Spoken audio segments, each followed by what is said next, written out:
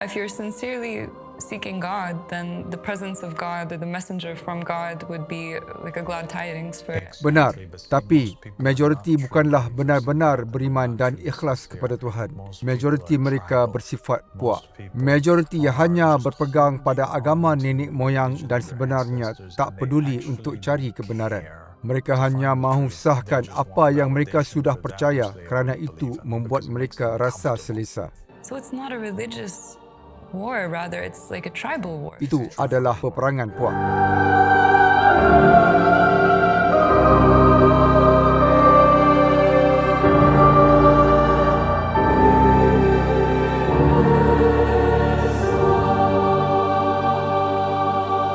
A'udzubillahi minasyaitanir rajim. Allahumma salli ala Muhammad wa ali Muhammad ala immah wal mahdiyin wassalim taslima. Assalamualaikum warahmatullahi wabarakatuh, saudari dan temanku Tiffany. Waalaikumsalam warahmatullahi wabarakatuh, dear Father. Terima kasih kerana sertai Thank you saya. very much for having me today.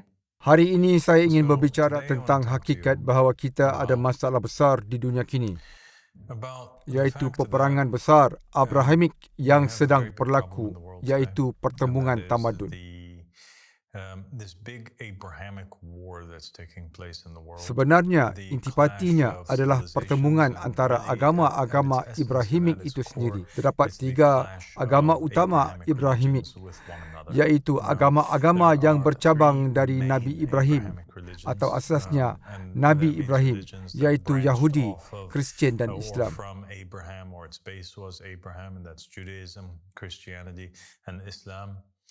Sudah tentu terdapat banyak cabang lain serta pelbagai tradisi dan bangsa yang juga berasaskan Ibrahim, seperti kaum Mandian atau Drus dan sebagainya. Tetapi yang utama ada 3, iaitu Yahudi, Kristian dan Muslim. Banyak masalah yang berlaku antara ketiga-tiganya berpunca dari kurangnya pemahaman, kurangnya diplomasi. Malangnya, penganut-penganut agama ini tidak berkelakuan dan tidak memiliki kemahiran yang dimiliki pengasas agama-agama tersebut. Saya bercakap khususnya tentang diplomasi. Nabi Muhammad SAW Al-Quran tekankan diplomasi dan berkata baik kepada manusia. Nabi terkenal sebagai diplomat hebat yang bercakap dengan manusia menurut kefahaman mereka, yang amat berhemah kepada Kristian dan Yahudi, memahami asal-usul mereka, berbicara dengan mereka dan mampu lakukan banyak kebaikan. Para pengikut Islam lebih banyak berpegang kepada hadis-hadis yang berbicara tentang peperangan, konflik atau peristiwa akhir zaman. Mereka cuba melabel seluruh kaum tertentu dengan itu. Contohnya, kita dapati ramai ulama tak beramal dalam Islam memberi tumpuan kepada hadis yang menyebut bahawa akan ada pokok atau batu yang berkata, "Hei, ada Yahudi di belakangku, mari bunuh dia," dan sebagainya. Brand an entire people as being that. Like for example, when you find a lot of the Muslim non-working scholars focusing on certain traditions, like the tradition that states that hey, there's a Jew behind me, come kill him, etc. Right? So mereka tumpukan pada aspek-aspek tersebut, tapi tinggalkan semua hadis lain yang menunjukkan bahawa sebenarnya Muhammad dan keluarga Muhammad adalah sebaliknya. Hadis-hadis menunjukkan bahawa Al-Mahdi akan satukan Kristian, Yahudi dan Muslim, dan bahawa Yesus akan satukan manusia dan bukannya memisahkan mereka. Begitu juga dalam Kristian, Yesus menjadi lambang kasih sayang, toleransi, memberikan pipi kiri setelah ditampar pipi kanan dan mengasihi semua orang. Para Hawariyun juga bertindak begitu, tetapi kemudian para pengikut Kristian meninggalkan imej tersebut, lalu mereka menumpukan pada kitab wahyu, seperti Yesus datang dengan pedang, Dajjal, orang kafir, Muslim itu Dajjal, atau Mahdi itu Dajjal, atau Yahudi itu jahat dan sebagainya. Antichrist, or the Mahdi is the Antichrist, or the Jews are bad, or whatever. And then we find ourselves throughout history, Kemudian kita dapati di sepanjang sejarah berlaku banyak peperangan agama, perang salib, pembantaian, Holocaust. Pada intipatinya, semua ini berpunca dari kurangnya pemahaman dan diplomasi antara penganut-penganut agama ini. Tentunya hal yang sama telah dilakukan oleh Yahudi.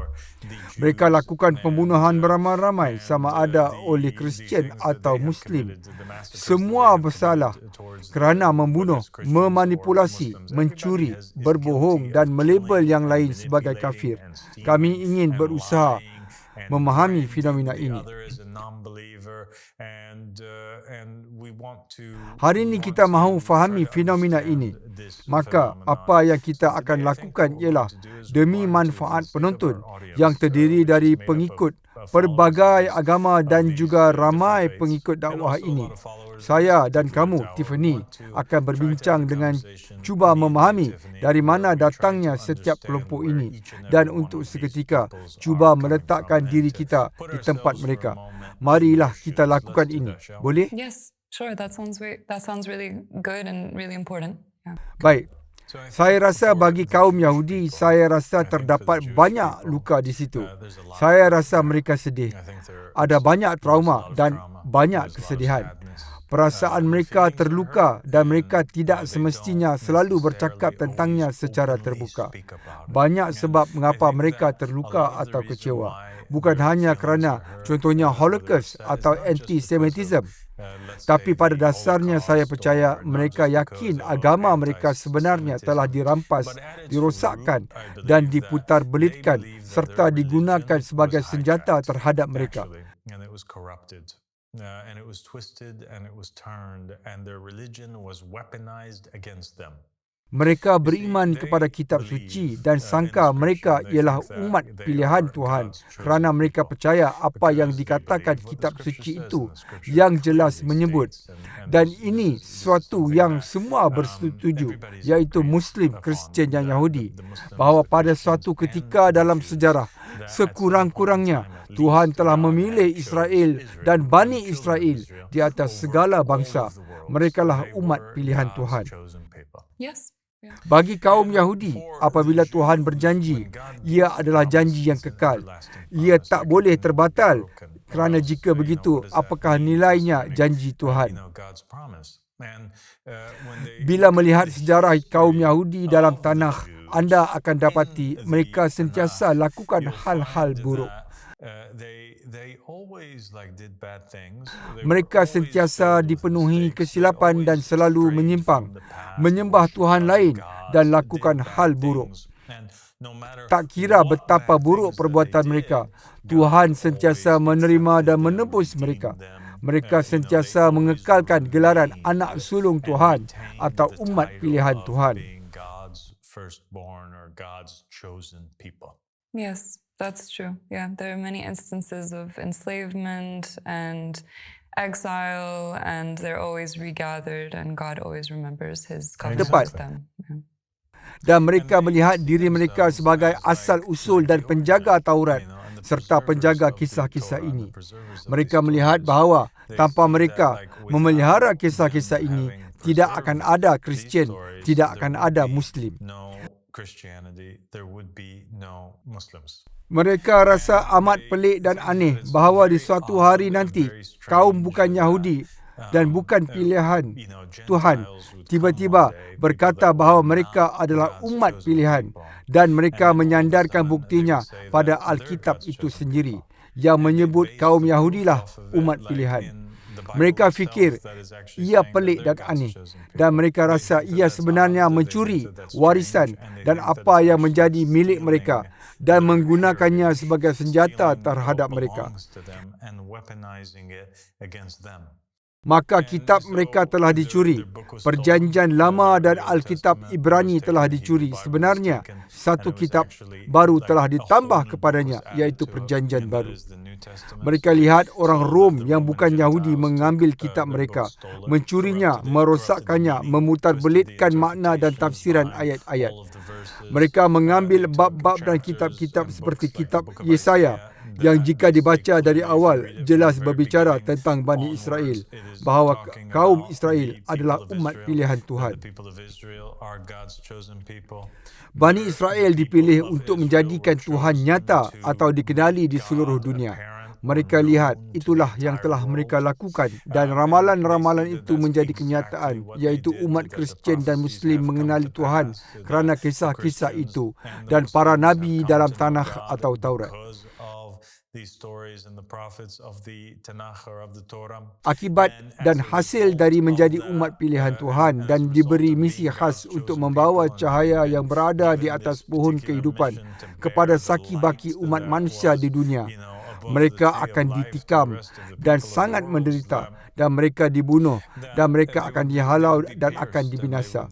Tapi pada akhirnya, Tuhan akan menebus mereka semua sekali. Mereka percaya apa yang sedang berlaku adalah pemenuhan ramalan seperti apa yang telah berlaku sejak beberapa ribu tahun lalu.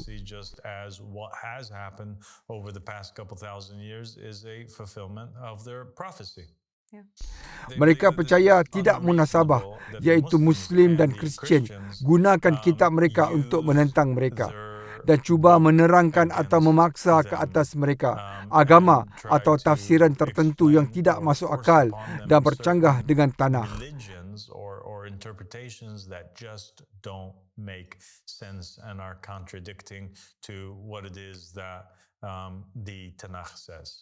Mereka menentang dan amat berbeza dengan umat Kristian berkaitan Yesus. Yesus adalah seorang lelaki Yahudi. Yesus mungkin boleh menjadi Al-Masih menurut mereka kerana dia Yahudi. Dari segi teknikal itu, beliau boleh. Tetapi dari perspektif mereka ialah Yesus telah datang tetapi telah disalib 3 tahun setelah dakwahnya dan tidak menggenapkan ramalan kitab dari segi memimpin bangsa-bangsa dan memerintah dunia dari Jerusalem. Scripture in terms of leading the nations and basically making ruling the world from Jerusalem, termasuk segala ramalan yang diberikan oleh para nabi dan utusan berkaitan dengan zaman mesianik atau Al-Masih. Tiada satu pun yang dipenuhi berkenaan Yesus. Mereka lihat kitab suci itu diputar belitkan dan makna-makna esoterik rohaniah diberikan sebagai alasan kematian Yesus dan untuk wujudkan satu agama baru yang pada hakikatnya ialah penyembahan berbilang Tuhan. Ia amat bercanggah dengan mesej yang dibawa para nabi dan utusan dan ia menyesatkan. Ia membawa mereka menyembah lembu lain atau satu berhala lain. Ia membuat mereka sembah seorang lelaki, insan, makhluk ciptaan yang terdiri dari daging, darah dan tulang. Bila ditanya kepada Kristian, bila Yesus akan tunaikannya, bagaimana dia tidak tunaikan semua ramalan mesianik ini? Mereka hasilkan cerita bahawa Yesus akan kembali sekali lagi untuk lakukannya di akhir zaman. Maka kita di sini menunggu.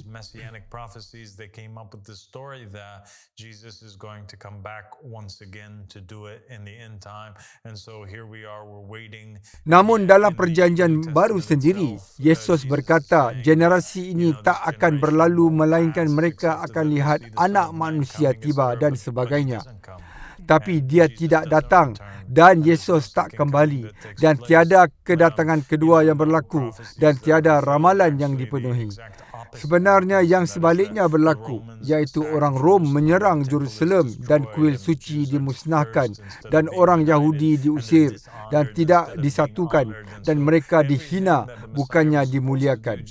Jadi, segala yang sepatutnya dilakukan Al-Masih, Yesus lakukan yang sebaliknya.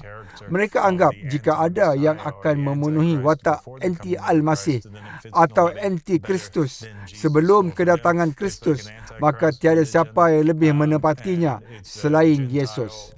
Bagi mereka, ia agama anti-Kristus, ciptaan Gentile atau orang bukan Yahudi. Musuh yang sama yang menjajah Jerusalem dan Israel secara tiba-tiba dan mereka ini memusnahkan kuil suci. Inilah golongannya akhirnya mencipta agama baru ini. Mereka kelihatan umpama mereka yang datang dan memusnahkan dengan tentera mereka, Mekah dan Kaabah, dan mereka memusnahkan semua makam suci para imam. Lalu tiba-tiba mereka menjadikan Islam agama rasmi Amerika.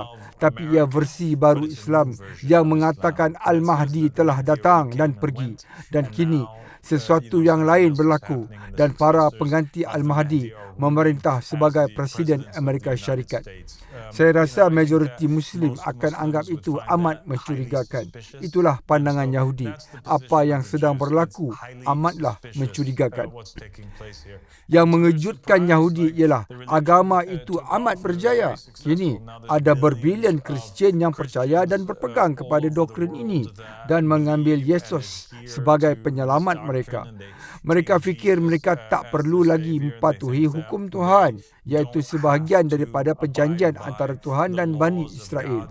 Itulah sebab atau sebahagian dari sebab mengapa mereka ialah umat pilihan, kerana mereka perlu melaksana syariat tertentu ini. Syariat ini wajib bagi orang Israel. Ia tidak wajib bagi seluruh dunia. Tetapi orang Kristian berkata, semua syariat itu telah dihapus. Kini ia sudah tiada. Kamu tidak perlu amalkannya lagi. Mereka rasa ia amat tidak boleh diterima. Menerima Kristian sebagai seorang Yahudi bermakna menyerah identiti anda. Anda menyerahkan warisan anda. Anda menyerahkan nabi-nabi anda. Anda menyerahkan tafsiran para nabi anda dan literatur para rabbi dan orang-orang berilmu itu. Anda menyerahkan seluruh agama nenek moyang anda untuk disesuaikan. Tiada lagi anak-anak Israel. Tiba-tiba Israel kini menjadi hampir lenyap. Semua Kristian menjadi umat pilihan Tuhan yang baru kerana teologi pewarisan yang didapati pertama kali diperkenal secara nyata dalam Perjanjian Baru. Dalam perumpamaan Yesus, perumpamaan penyewa kebun dan dalam tulisan Paulus. Di mana cadangan ini menyebut umat pilihan Tuhan bukan lagi kaum Yahudi yang menolak Yesus, tapi kerajaan itu diberikan kepada kaum baru dan kaum itu ialah umat pilihan sebenar. Bani Israel baru yang benar adalah mereka yang terima Yesus Kristus sebagai Tuhan dan Juru Selamat dan ditebus oleh darah Yesus Al-Masih. Yeah. I mean, there's a lot there. I can understand where they're coming from when you lay it all out like that, because it is true that this is a story that originated with the children of Israel, the Israelites.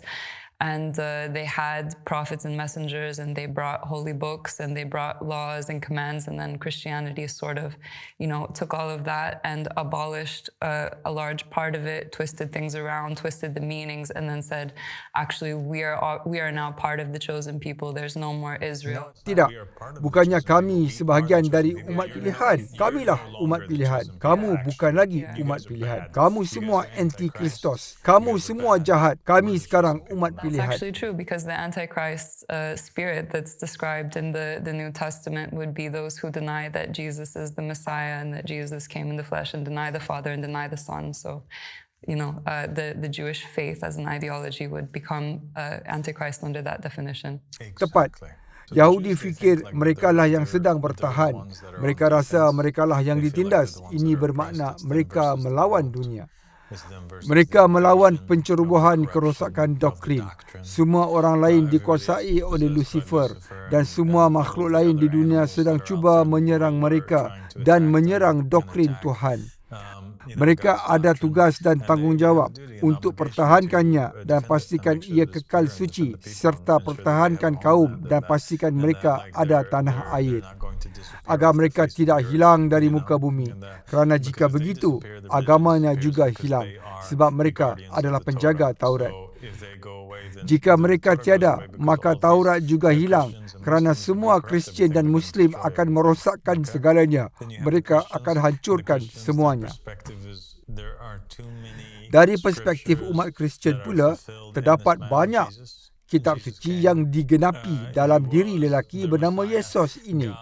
Yesus datang, dialah Al-Masih mereka. Tuhan tak tinggalkan umat Yahudi tanpa seorang Al-Masih selama ribuan tahun. Yesus datang menggenapi kitab suci. Dia adalah insan sempurna. Dialah inkarnasi Tuhan. Dialah penamat kepada kisah Yahudi. Semua Nabi diutus agar mereka membuka jalan untuk Tuhan sendiri muncul di kalangan makhluk. Mereka melihat bahawa Tuhan bersama manusia di Taman Eden dan Tuhan sepatutnya kembali untuk bersama manusia sekali lagi dan bumi sepatutnya menjadi sebuah taman. Tapi Tuhan terpaksa pergi kerana Adam dan Hawa berbuat salah. Mereka makan dari pohon itu dan manusia tak cukup layak, berdosa dan tak boleh ada dalam kehadiran Tuhan. Agar kisah ini digenapi, para nabi diutus untuk mempersiapkan mental umat manusia agar menerima Tuhan sekali lagi. Mereka mengajar dan memberitahu kesalahan manusia. Semua nabi diutus sehinggalah akhirnya Tuhan sendiri kembali ke Taman Eden itu. Ia masuk akal. Tapi ada soalan ini. Baiklah, tapi Tuhan mati disalib. Maka apa yang harus kita lakukan? Lalu dijelaskan bahawa oleh kerana Tuhan itu begitu adil dan amat mengasihi manusia, dia mesti mati kerana hukuman dosa ialah maut. Inilah yang Tuhan beritahu Adam sejak awal, jika kamu ingat. Sin is death, and this is what God told Adam in the very beginning, if you remember. You know? Dia beritahu Adam, jika kamu makan dari pohon itu, kamu akan mati. Maka jelas sekali, dosa sama dengan maut. Tapi Tuhan adil, dia pasti hukum kesalahan manusia. Bani Israel dulu menebus dosa melalui pengorbanan. Apakah pengorbanan yang lebih besar untuk manusia selain dari darah anak Tuhan atau Tuhan sendiri? Itulah yang berlaku di akhir kisahnya. Tuhan telah berinkarnasi. Tidak perlu lagi Nabi selepas Tuhan. Tuhan adalah Alfa dan Omega. Omega telah datang. Dia mengorbankan dirinya. Dan sebenarnya, pengorbanan dirinya sendiri itu selaras dengan Al-Masih dalam kitab Yesaya bahawa dia akan ditikam. Dan Yesus memetik Yesaya ketika hidupnya. Maka semua ini masuk akal bagi minda Kristian. Bagi mereka, ia lebih jelas dari siang hari.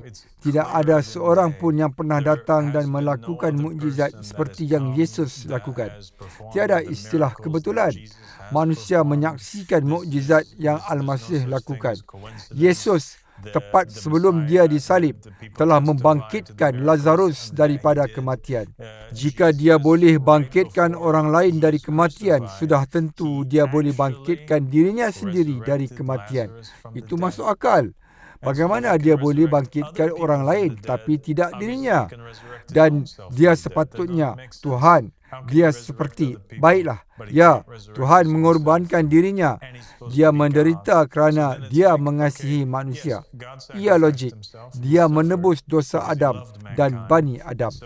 Dia muncul sebagai Al-Masih dan genapi kitab suci kerana dia kasihi manusia dan tak mahu Israel derita. Dialah Israel. Ini memiliki konsep yang sama dalam Islam di mana dikatakan Ibrahim adalah sebuah bangsa. Maka Israel, bila menyebut Israel menderita, ia boleh menjadi sebuah bangsa atau seorang individu, iaitu Yakub, bukan? Atau Ibrahim seorang individu, atau Ibrahim yang merupakan sebuah bangsa menurut Al-Quran. Yesus menjadi perwujudan Israel sejati. Yesus berkata kepada orang Yahudi bahawa kerana mereka menolaknya, maka mereka adalah anak-anak syaitan. Mereka bukan lagi Ibrahim. Yes, that's true. Jelaslah, tidak semua orang Yahudi itu baik. Hanya sebahagian tertentu orang Yahudi merupakan Israel sejati. Yang lain adalah anak syaitan. Dia genapi kitab suci dan dia bangkit semula. Dia kembali dari kematian kerana kamu tak boleh bunuh Tuhan. Tuhan berkuasa atas hidup dan mati. Tuhan kembali dari kematian seperti dia menghidupkan Lazarus, tapi kemudian dia pergi. Dan mengapa dia pergi? Dia pergi untuk beri ruang dan masa yang cukup agar Injil tersebar ke seluruh dunia. dan kemudian dia akan kembali. Dia kembali dan memerintah manusia setelah mereka berpeluang mendengar Injil, kerana bagaimana dia boleh lakukannya sebelum mereka mendengar Injil? Itu tak masuk akal. Mestilah ada tempoh untuk mengutus lebih ramai utusan. Dan para utusan itu adalah para rasul. Dia mengutus rasul-rasul dan mereka pergi ke seluruh bangsa dan peroleh kejayaan besar. Mereka mula sebarkan Injil bahawa Yesus datang dan mati untuk dosa mereka. Maka dia adil kerana dia tawarkan kepada manusia peluang menjadi sebahagian dari umat pilihan Tuhan yang baru. Bani Israel baru yang menerimanya pada dasarnya menyapu darah anak domba di tiang pintu mereka. Lalu dia kembali dan menebus mereka di akhir zaman serta memusnahkan musuh atau Dajjal yang menolak Yesus. Seluruh hal ini pada zahirnya sebenarnya masuk akal. Bagi Kristian, mereka fikir orang Yahudi lakukan sesuatu yang teruk. Yahudi menangkap lelaki yang tak bersalah dan tak berdosa, iaitu Al-Masih mereka. Mereka menangkap dan mengorbankannya. Mereka membunuhnya hanya kerana dia menyembuhkan manusia dan berbuat baik di bumi. Kini mereka lihat diri sebagai penjaga keimanan sejati kerana tanpa mereka tumpahkan darah untuk lindungi Al-Masih, tiada siapa akan lakukannya. Yahudi tentu sekali tak akan lakukannya, malah membunuh Al-Masih. Maka mereka perlu lindungi mesej Yesus.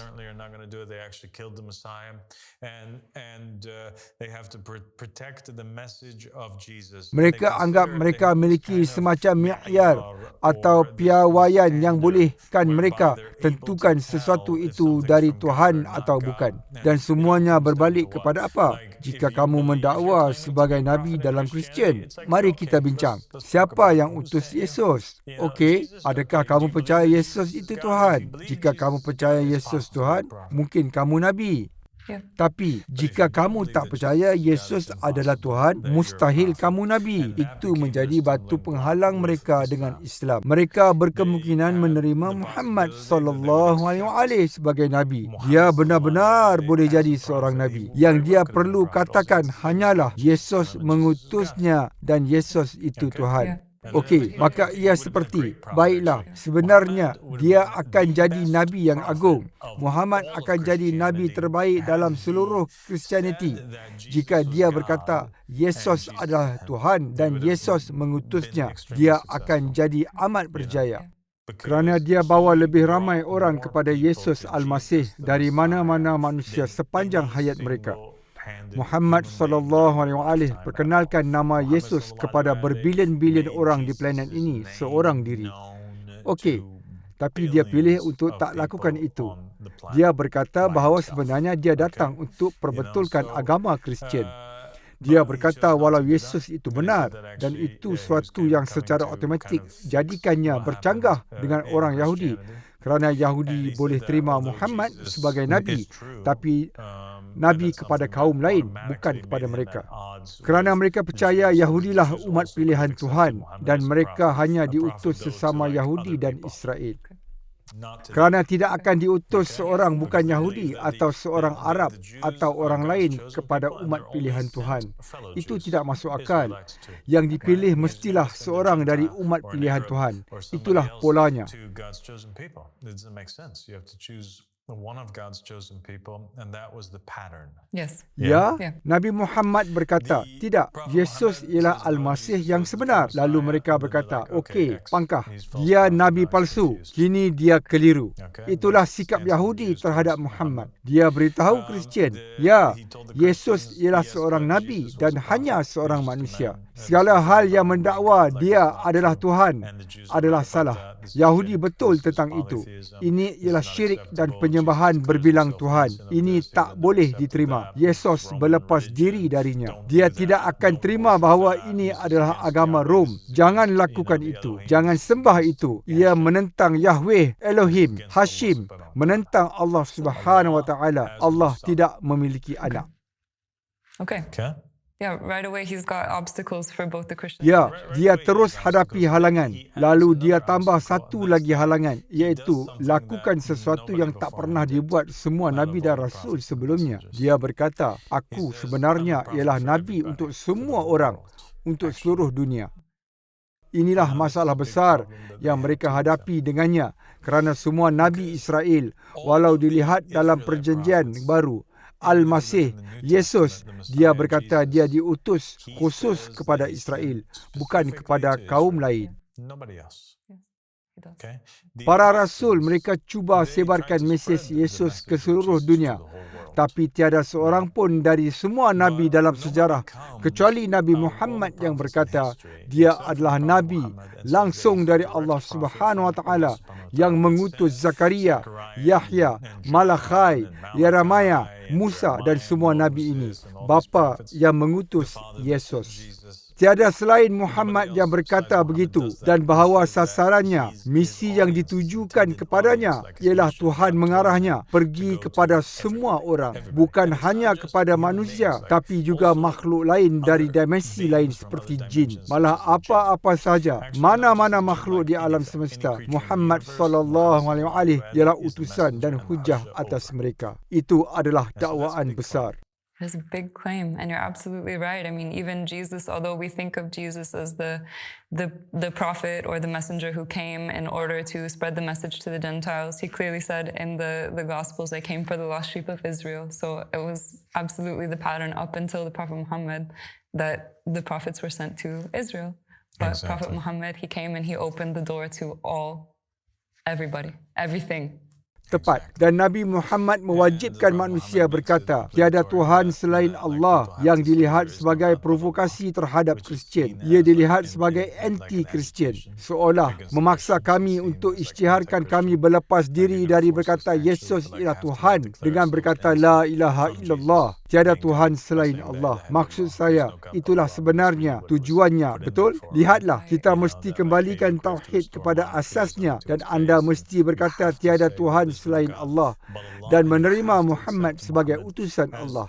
Ini syarat pertama. Jika tidak, kamu bukan seorang Muslim. Semua ini menjadi amat bermasalah dan misi yang amat bermasalah. Kini pengikut Nabi Muhammad sallallahu alaihi melihat Muhammad sebagai percubaan terakhir Tuhan dengan mengutus utusan yang sempurna untuk seluruh manusia. Maka Tuhan tak perlu lagi mengutus Nabi kerana dia telah mengutus satu untuk semua. Dia utus sang penghibur dan Nabi terakhir yang seperti Musa yang akan diangkat daripada kalangan umat itu. Mereka juga tegaskan dan percaya teologi penggantian. Hadis-hadis Muhammad dan keluarga Muhammad jelas menyebut umat Kristian betul tentang itu, iaitu Bani Israel telah beralih dari orang Yahudi kepada sesiapa sahaja yang menerima Al-Masih. Tapi sekarang ada lagi satu peralihan. Hakikatnya, mereka kini kehilangan kebun sekali lagi dan ia berpindah dari umat Kristian kepada Muslim dan ia terus berlaku. Betul? Muhammad SAW dan pengikutnya ialah Israel sebenar. Maka itulah baginda bersabda, akulah Israel dan mereka yang ikutiku ialah Bani Israel. Dan Yahudi berkata, aduhai, apa yang berlaku di sini? Mereka mencuri identiti kami. Ini sungguh gila. Dan Kristian pula berkata, inilah anti Al-Masih. Apa yang berlaku di sini? Apa ini? Tuhan datang, tetapi selepas Tuhan datang, kini ada Nabi yang berkata, tidak, dia bukan Tuhan. Ini tak masuk akal bagi kami. Maka kini, semua tersinggung dan semua kini sensitif. Dan semua kini lebih peka dan semua orang kini ada misi. Dan semua orang kini ada misi untuk melindungi apa yang diturunkan dari Tuhan. Tuhan beritahu Muslim melalui Al-Quran, inilah mesej terakhir yang paling sempurna. Telah aku sempurnakan untukmu agamamu dan telah kusempurnakan nikmatku. Maka mereka anggap mereka berperanan suci untuk lindungi legasi Muhammad dan agama benar dari Allah Subhanahu Wa Taala walau apapun yang berlaku, walau ada percanggahan. Itu tak penting kerana apapun percanggahan bermaksud versi-versi lama mereka atau apa saja yang dibicarakan Yahudi dan Kristian, semua itu telah rosak. ia rosak. Mereka berkata, lihat, Yahudi kehilangan Taurat mereka berkali-kali. Rom musnahkan Yerusalem. Mereka tersebar ke seluruh dunia. Orang Babylon masuk dan rosakkan kuil. Jadikan mereka hamba dan mereka sebenarnya kehilangan Taurat. Dan salah seorang nabi mereka yang lain, Ezra, terpaksa tulis semula Taurat dan seumpamanya. Kita tak boleh percayai apa yang ditulis.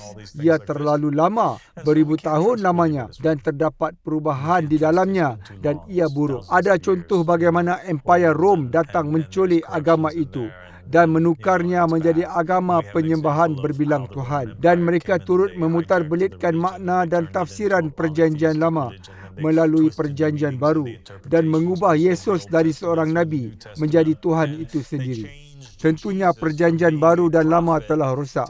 Mereka tak tahu apa yang sebenarnya berlaku. Pengorbanan itu pun sebenarnya bukan Ishak, ia Ismail. Dan kita kini perlu beri tumpuan kepada fakta bahawa Muhammad datang. Kamilah umat pilihan Tuhan.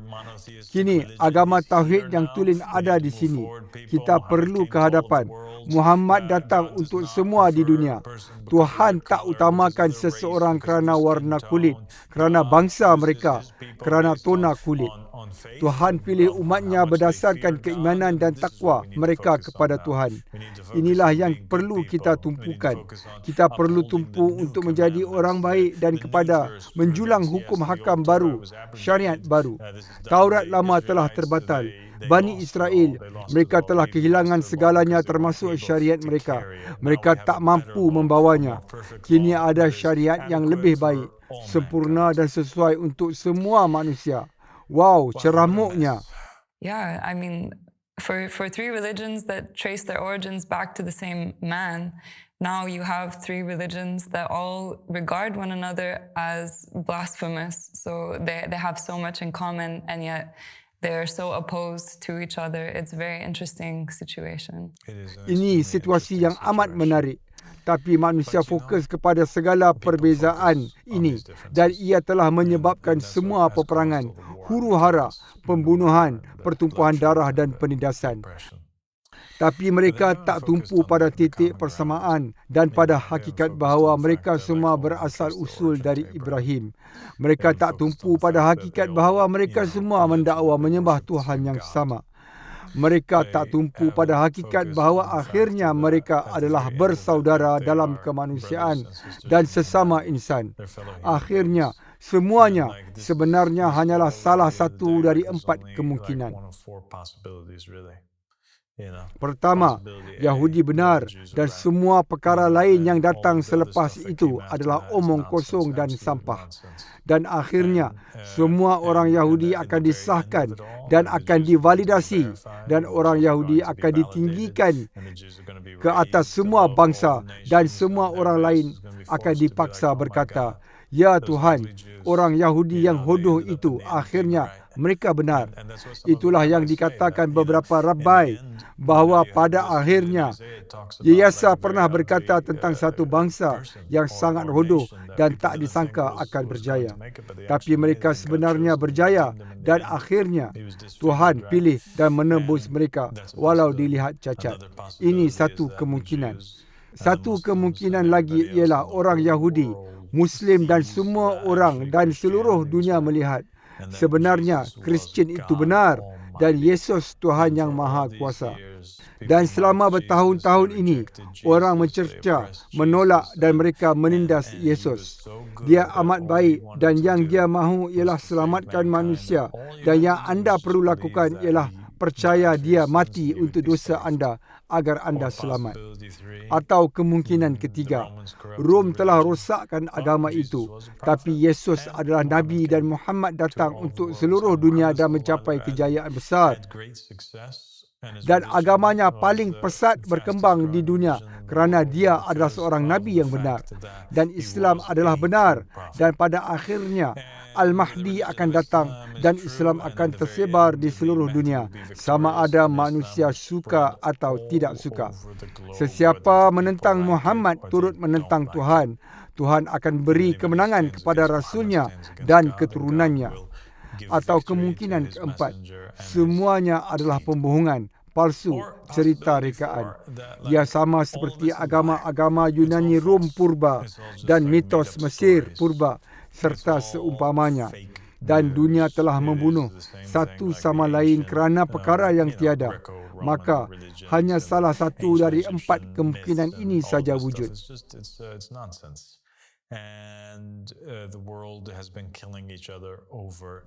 Saya rasa adalah baik jika orang Yahudi, Kristian, Muslim dan etis tidak hanya tumpu kepada perbezaan di antara mereka dan seolah-olah menyiram minyak ke atas api. Kita patut tumpu pada titik persamaan. Kita patut menjadi diplomat dan ikuti jejak Musa. Kita patut ikuti jejak Yesus. Kita ikuti jejak Muhammad SAW dan sama ada berbicara sesuatu yang baik atau langsung tidak berbicara apa-apa. Kita patut cuba memahami dari mana setiap seseorang itu datang dan berkata, "Ya Tuhan, sudah tentu anda rasa begitu. Sudah tentu anda semua rasa begitu. Kami memberitahu anda bahawa anda bukan lagi orang pilihan Tuhan." Di masa yang sama, kami mencuri agama dan kepercayaan dalam perspektif anda. Kita mesti fahami dan berempati dengan mereka. Kita mesti sayangi mereka dan berkata, "Baiklah Yahudi, kami faham. Mari berbincang, cari jalan yang munasabah." Kita ketepikan suara-suara ekstremis yang lain buat seketika dan dapatkan suara-suara waras dan penuh kasih. Hulurkan tangan mereka, duduk bersama dan berkata, "Terima kasih." Saya rasa permulaan baik ialah terima kasih Yahudi untuk segala yang mereka lakukan untuk Tuhan, agama dan sumbangan mereka dan para nenek moyang mereka terhadap apa yang kita imani hari ini, sama ada kita Kristian atau Muslim. Kita patut berterima kasih dan hargai mereka untuk itu serta melihat mereka sebahagian dari sejarah kita. Saya rasa isu siapakah umat pilihan Tuhan itu, kita mesti bersetuju untuk berkata, "Okey, kami akui bahawa kamu semua fikir kamulah umat pilihan Tuhan." Dan ia okey. Kamu tahu kenapa? Kerana semua orang fikir mereka umat pilihan Tuhan. Terdapat orang Yahudi yang fikir mereka umat pilihan. Orang Kristian fikir mereka umat pilihan. Muslim fikir mereka umat pilihan Tuhan.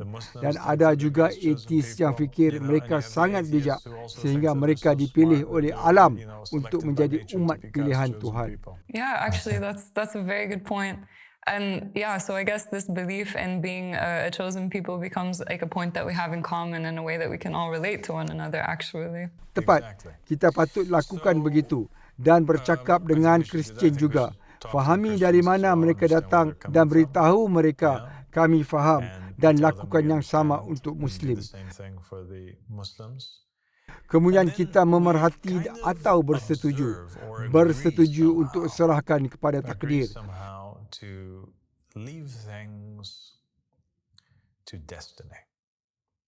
Kerana satu lagi hal yang satukan kita ialah kepercayaan bersama bahawa akan datang seorang Rasul atau Al-Masih atau Mahdi dan dia akan betulkan semua kefahaman, menyatukan dunia dan dia akan membawa keamanan dan kemakmuran.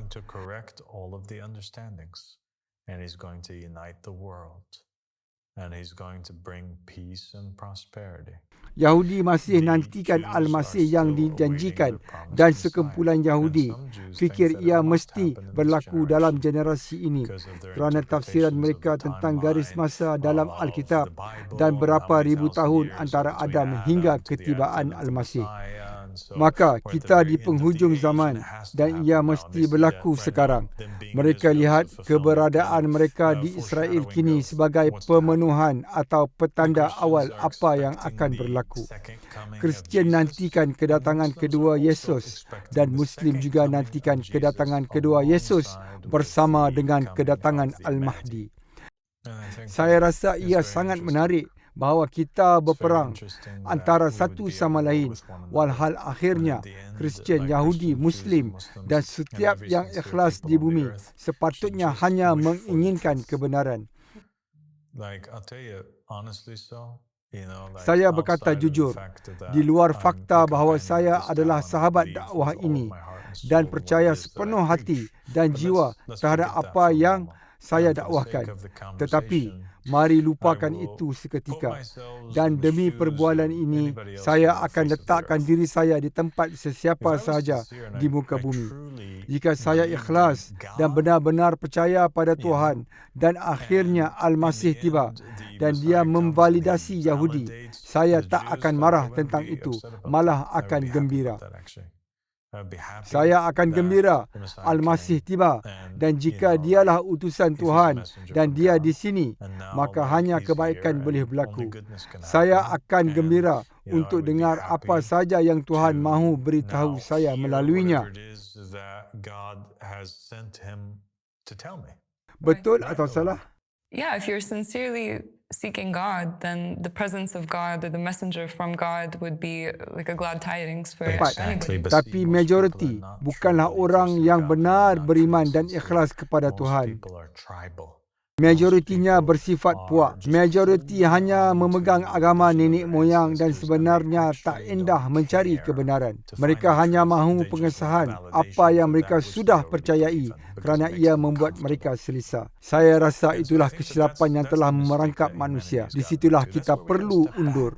So it's not a religious war, rather it's like a tribal warfare. Ia peperangan puak. Ia peperangan puak. Ingat tak dulu, setiap bangsa ada Tuhan mereka sendiri dan mereka tak peduli. Tiada masalah. Mereka tak peduli jika orang lain benar-benar ada Tuhan atau tidak.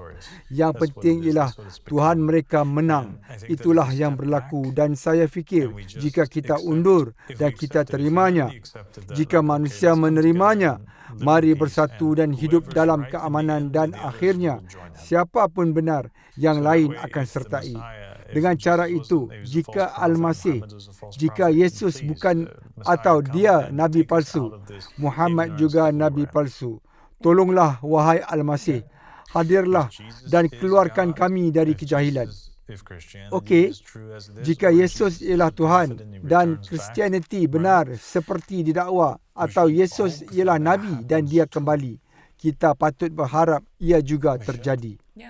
Kita patut amat gembira bila dia hadir kerana dia boleh menarik kita keluar dari kekufuran yang dialami Yahudi. Dia boleh tarik kita keluar dari salah faham dan kekurangan yang mungkin ada pada Muslim yang tak sedar nilai kedudukan dan identiti sebenar Yesus. Kita patut sedia untuk beritahunya, Yesus, pengikutmu sangat teruk. Mereka mewakilimu. Majoriti dari mereka mewakilimu dengan cara teruk. Tapi kami gembira. Kini anda hadir kerana anda amat baik dan amat menyayangi. Kami mempercayaimu kerana dia sangat baik dan penyayang. Dia akan tegas terhadap entiti degil, tapi dia akan tetap baik dan penyayang. Kepada orang yang ikhlas. Yeah, I mean, if you truly believe in God and His mercy, then of course, if you were sincerely seeking God wherever He might be, then when His messenger comes and you accept that, then of course He would accept you into the fold. I mean, sememangnya itulah sebab Dia datang. Dia datang untuk orang miskin, bukan? Dia datang untuk orang yang ditindas, untuk janda dan anak yatim dan semua itu. Kita patut gembira dan bersedia menerimanya.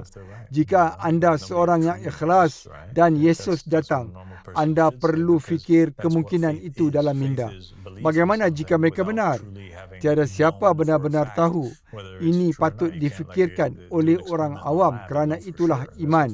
Iman ialah percaya kepada sesuatu tanpa benar-benar pasti sama ada ia benar atau tidak. Anda tak boleh buat eksperimen di makmal dan mengetahui dengan pasti. Itulah iman. Anda percaya tanpa melihatnya. Maka Yesus datang dan itu hakikatnya. Kita patut gembira jika dia hadir sebagai seorang Nabi dan sahkan Al-Mahdi. Itu amat indah.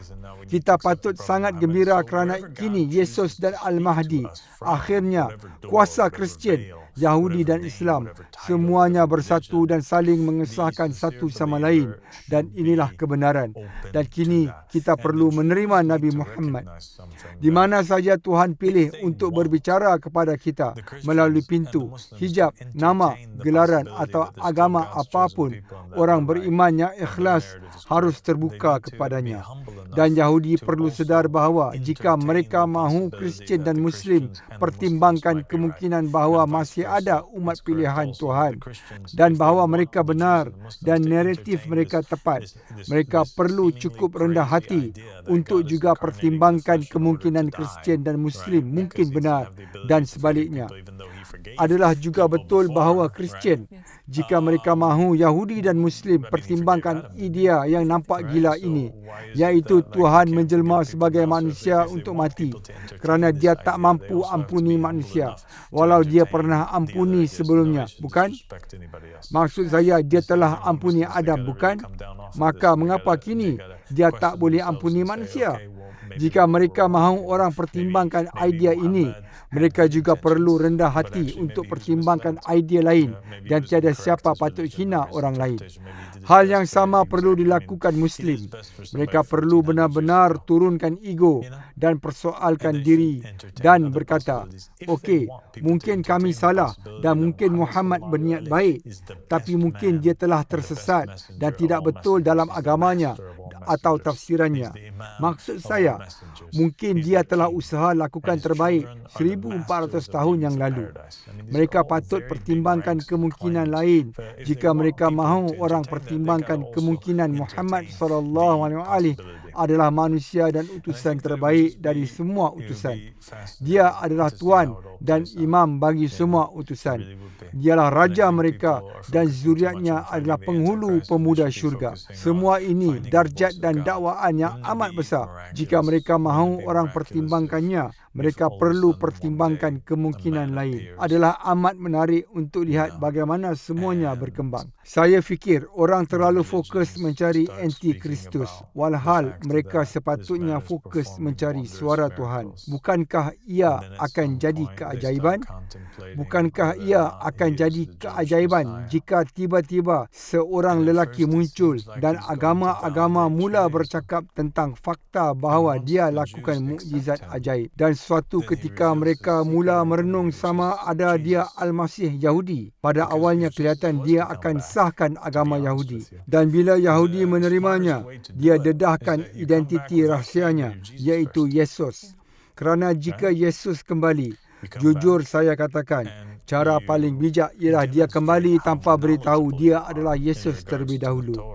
Dia kembali dan pamer betapa berilmunya dia tentang Taurat dan lakukan mukjizat dan berkata dia orang Yahudi kerana dia memang Yahudi, tapi dia tidak berkata saya Yesus kerana mereka tak akan percaya bila dia berkata saya Yesus. Tapi bila mereka yakin bahawa dia adalah Al-Masih, barulah dia berkata saya Yesus. Itu adalah cara paling bijak untuk Al-Masih lakukan ketika kedatangan kedua. Kemudian jika Islam itu betul, apabila ia berlaku, dia akan lihat kepada semua orang yang telah pun bercakap kepada dunia untuk masa yang sangat lama, yang mendakwa dirinya Al-Qaim atau mengaku dirinya sebagai Mahdi, dan dia akan berkata, orang itu yang telah bercakap sepanjang masa ini, sebarkan dakwah selama ini, sebenarnya orang itu adalah orang baik. Dia di pihak saya mengutusnya.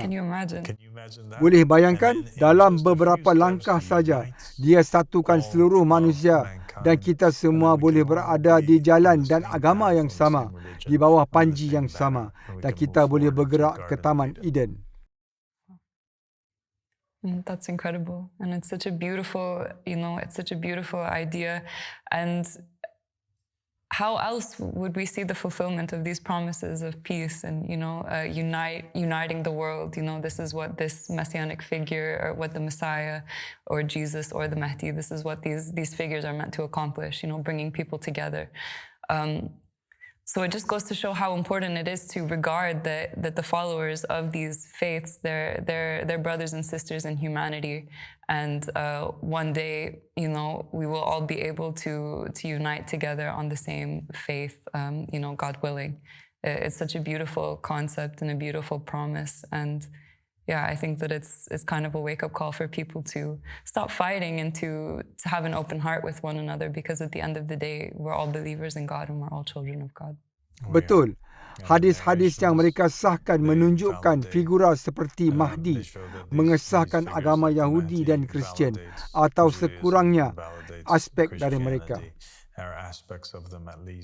Ada hadis yang menyebut Al-Mahdi bercakap dalam bahasa Ibrani, bekerja menurut syariat Musa, menghidupkannya dan melakukan perkara-perkara lain.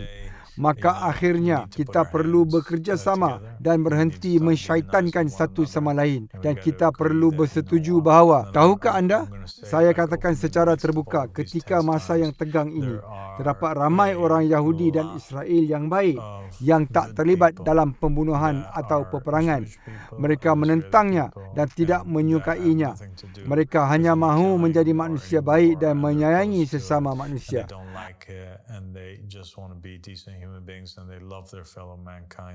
Ada ramai orang Kristian yang menjadi contoh sempurna bagaimana seharusnya seseorang pengikut Yesus. Ramai yang seperti itu dan mereka benar-benar menyayangi sesama manusia. Dan ada ramai Muslim yang sangat baik, manusia mulia yang menyayangi saudara dan saudari Yahudi mereka dan saudara dan saudari Kristian mereka, dan menjadi contoh sempurna Syiah Muhammad dan keluarganya. Are perfect examples of Muhammad and the family of Muhammad's Shia. Maka saya harap episod ini berjaya mengubah pandangan dan melembutkan hati manusia terhadap satu sama lain. Dan insya-Allah kita bergerak maju bersama dalam kasih sayang, keharmonian, keamanan dan cahaya. Inshallah we move forward together in love and harmony and peace and light. Thank you so much, Abbas. Terima kasih, Tiffany. Assalamualaikum. Wow, that was an incredible episode. And it's such a reminder for all mankind that at the end of the day, what we want is God, right? We're sincerely seeking God. And if we are sincere, then it doesn't really matter whether he comes with the Jewish people, with the Christians, with the Muslims. If it is God that we want, then we should be happy to receive him wherever he might come from and wherever he might be. But at the end of the day, let's not forget that we are brothers and sisters in humanity. And, we have to find a way to live together on this planet and create a harmonious state. So nobody dares to talk like that. Nobody dares to urge people to put their tribalism aside. And it is just yet another proof as to the fact that Abu Sadiq, from him is peace, is the voice of God in the earth today.